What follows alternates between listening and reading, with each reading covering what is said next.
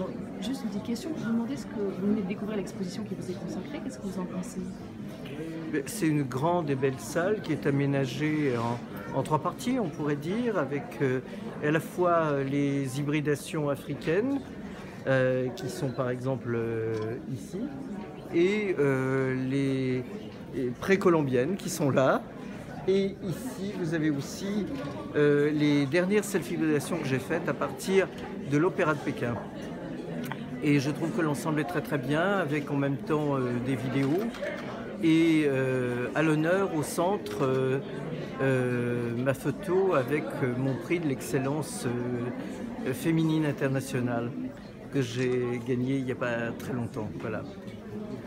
Donc tout ça me ravit, hein. Il n'y a pas de faute, c'est très très bien présenté, très très bien exposé, très bien accroché. Qu'est-ce que vous avez envie de dire au public là, qui est venu vous voir aujourd'hui? Alors ces self-hybridations sont en fait des œuvres post-opératoires parce que je me suis fait une nouvelle image pour faire de nouvelles images.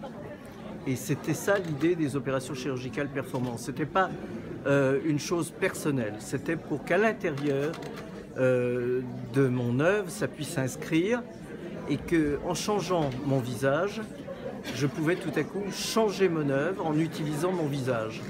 Donc j'ai pris des référents d'abord précolombiens, de la statuaire précolombienne, et je l'ai mélangé à mon visage tout en gardant la terre et la pierre, puisque mon référent était la statuaire. Et j'ai obtenu des sortes d'êtres mutants qui paraissent sortir de la pierre et de la terre. Donc j'ai voulu en même temps mélanger deux civilisations, deux cultures, mais aussi deux pratiques artistiques. C'est-à-dire que j'ai travaillé à la fois avec le digital et à la fois avec la sculpture. Et ça se retrouve dans mon travail, j'ai fait aussi beaucoup de sculptures. En ce qui concerne toute la série d'Africaines, j'ai beaucoup voyagé en Afrique et j'ai pris des photos ethnographiques et ensuite j'ai pris la même position et je les ai mélangées à mon visage qui venait d'être modifié donc par des opérations chirurgicales performance. Et toute la série est en noir et blanc, même quand il s'agit de masques. Et les autres sont aussi très importantes pour moi. En ce qui concerne les opéras de Pékin, les masques de l'opéra de Pékin, en fait, les femmes étaient interdites à l'opéra de Pékin. C'était les hommes qui jouaient le rôle des femmes.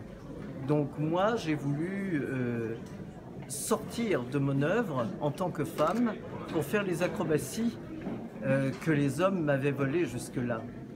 Et donc, en fait, l'exposition des self-hybridations des masques de l'Opéra de Pékin ne peut pas se voir sans avoir téléchargé une application qui s'appelle Augmente sans E. Parce que mon travail était non seulement un travail féministe, mais un travail pour changer les mentalités. Changer les mentalités, on a essayé de les changer par rapport déjà à la photo. La photo n'était absolument pas, et vous le savez tous, n'était absolument pas intégrée comme art. C'était pas de l'art. Donc il a fallu vraiment pour que les mentalités changent très longtemps pour que ça soit accepté comme étant de l'art et éventuellement achetable par des collectionneurs. Et actuellement, je fais le même travail mais avec les nouvelles technologies. C'est-à-dire que je propose des œuvres, comme celles que l'on voit ici ou comme celles qui sont là derrière, qui sont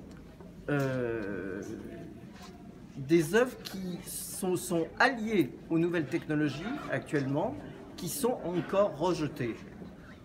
C'est-à-dire que tout le monde, et les amateurs par exemple, arrivent dans des galeries avec tous un Android dans la poche, mais en fait, dès qu'on leur montre quelque chose qui a à voir avec les nouvelles technologies, ils n'ont plus envie de regarder, ça ne les intéresse pas, et si en tout cas ils voulaient acheter quelque chose, ça serait du dessin ou de la peinture, mais certainement pas de la photo. Et certainement pas quelque chose avec des nouvelles technologies.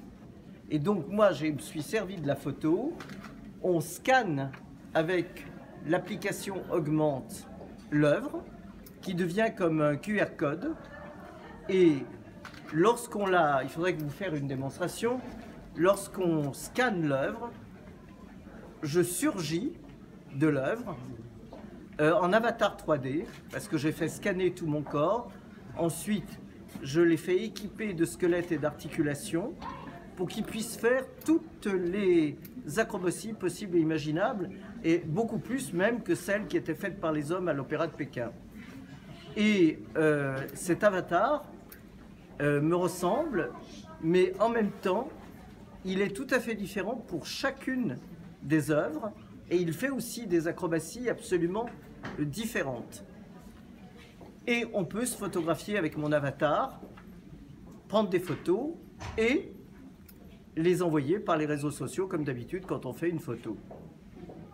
Donc voilà, c'est à la fois, j'ai fait cela pour créer du lien et pour habituer tout le monde, y compris les collectionneurs, à ce que l'art ne soit pas uniquement de la peinture, du dessin, mais puisse être non seulement de la photo, mais aussi des nouvelles technologies, et puisse aussi aller sur l'Internet, être une œuvre qui a à voir avec tout ce qui est digital, tout ce qui est électronique à l'heure actuelle.